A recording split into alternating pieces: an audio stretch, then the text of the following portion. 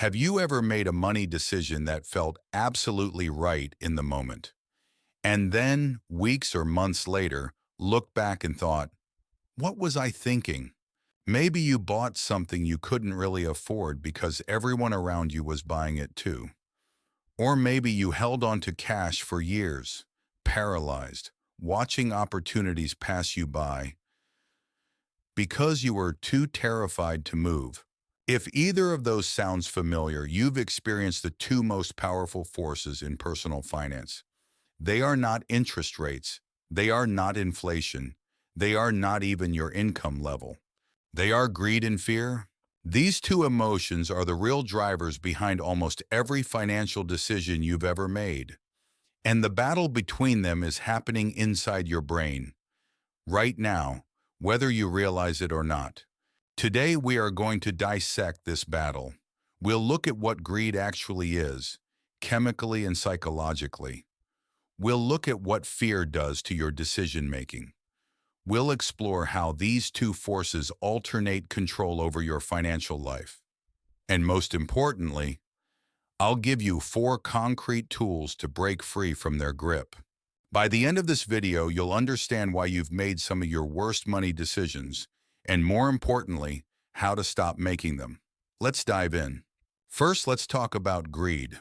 Not the caricature of greed, not the cartoon villain rubbing his hands together. Real greed, the kind that lives inside all of us. Psychologically, greed is driven by a neurotransmitter called dopamine. Dopamine is often called the feel-good chemical, but that's not quite accurate. It's actually the wanting chemical. It doesn't reward you for having something. It rewards you for anticipating it.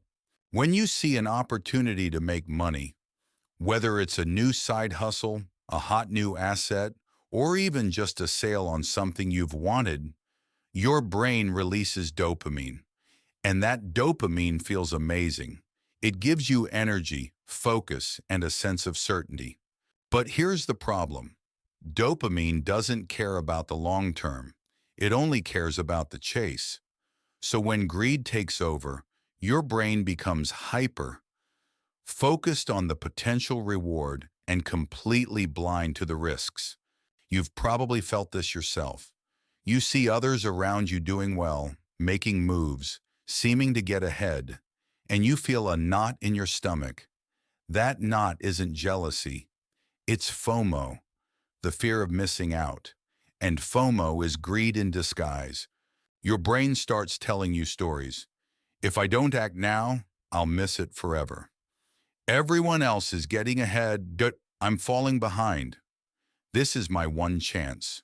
These stories are incredibly persuasive because they're wrapped in urgency. And urgency shuts down the rational part of your brain. When you're in a state of greedy urgency, you don't weigh pros and cons. You just act. And that's why greed is so dangerous. Not because wanting things is bad, but because it hijacks your judgment. It makes you take risks you wouldn't normally take. It makes you ignore warnings you would normally heed.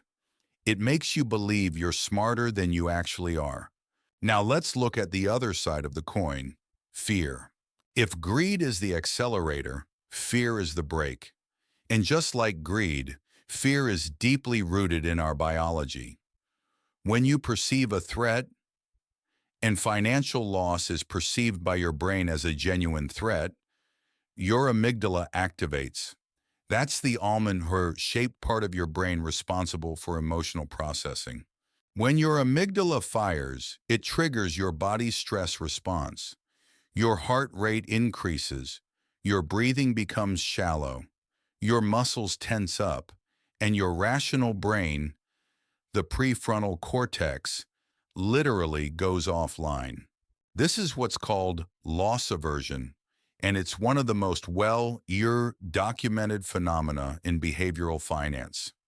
Studies show that the pain of losing money is psychologically about twice as powerful as the pleasure of gaining the same amount. That's not a metaphor. It's measurable. Losing $100 feels about as bad as gaining $200 feels good. So your brain is naturally wired to avoid loss much more aggressively than it seeks gain. When fear takes over, you don't think clearly. You become hypervigilant. You focus on case scenarios. You assume the worst will happen, and you freeze. Freezing is a natural survival response. If you're facing a predator, freezing might save your life. But if you're facing a financial decision, freezing is catastrophic. It means you don't act. You don't invest.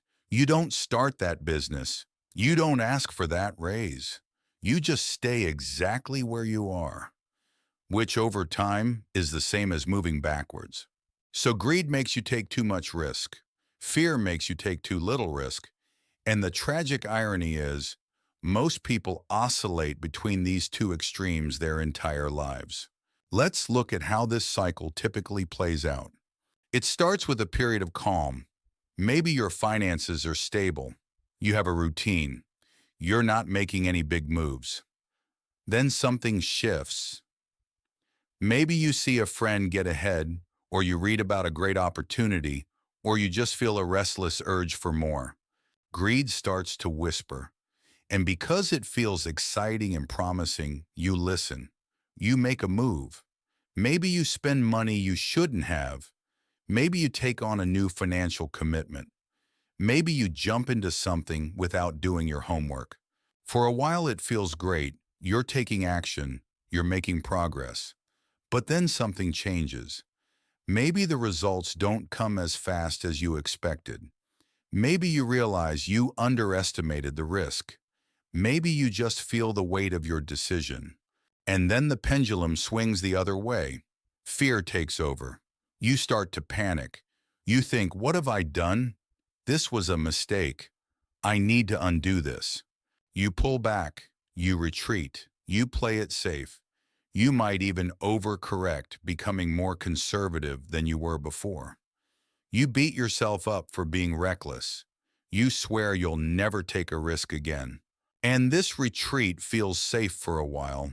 You're relieved. You've stopped the bleeding. But gradually that relief turns into frustration. You feel stuck.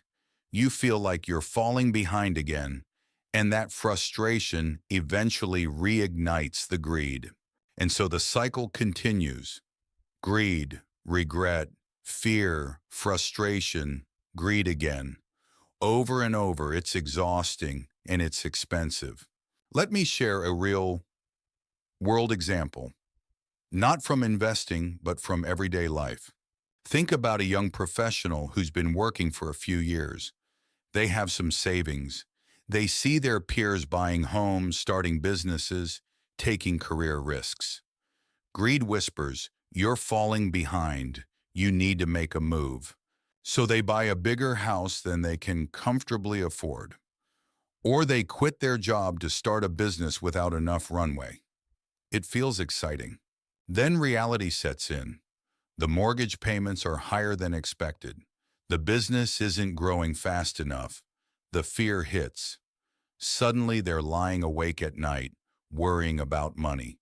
They start cutting back on everything, even things they need. They live in a state of scarcity.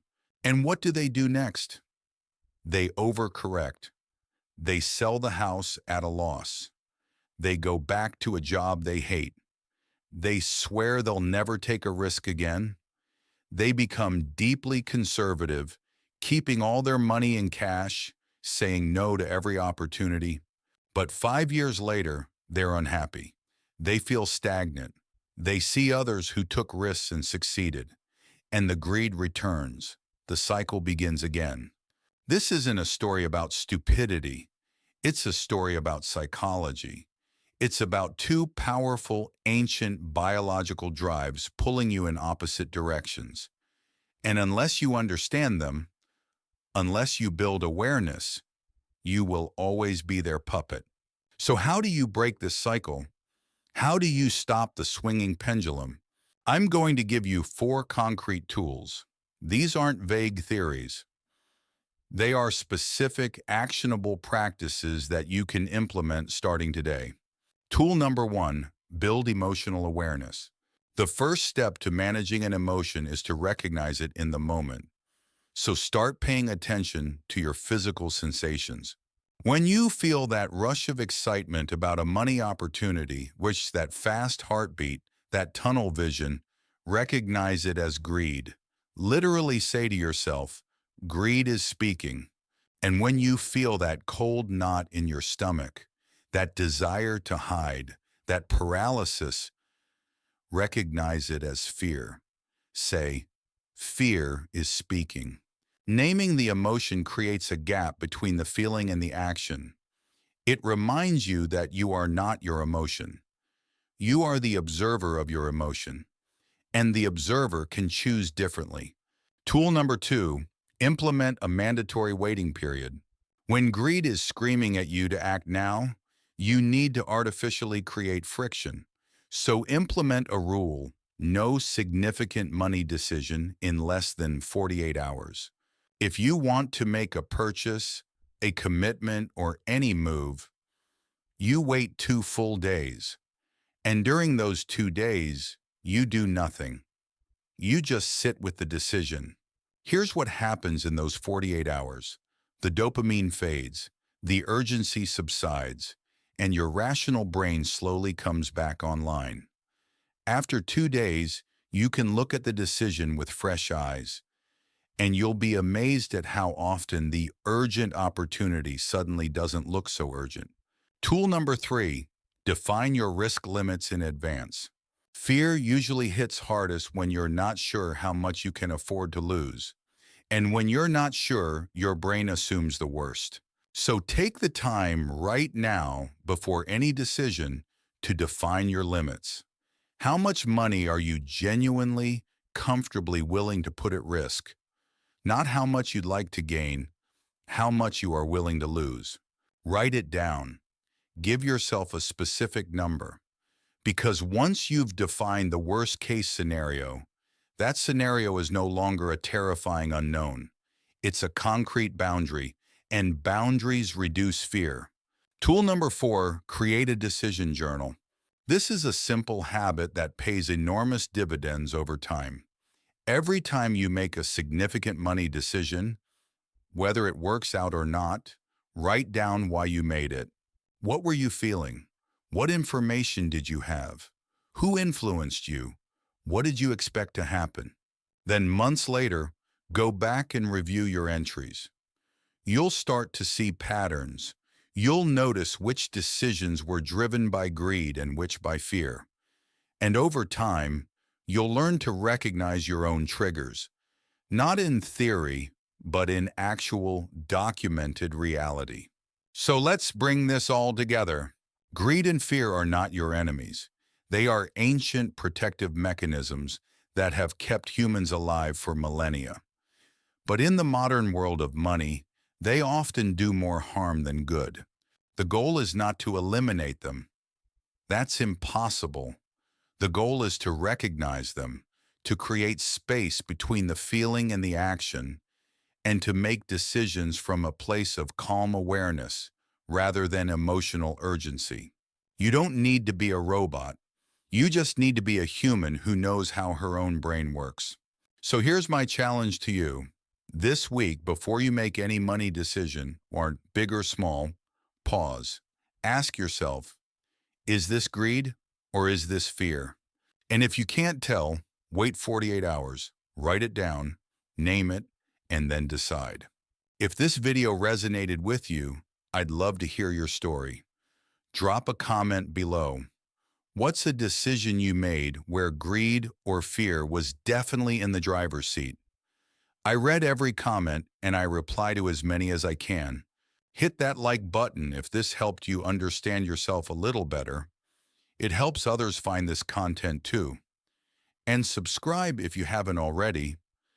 This channel is all about the psychology behind our money choices, helping you build financial health from the inside out. Thanks for watching. I'll see you in the next one. Until then, stay aware and don't let your emotions drive your wallet.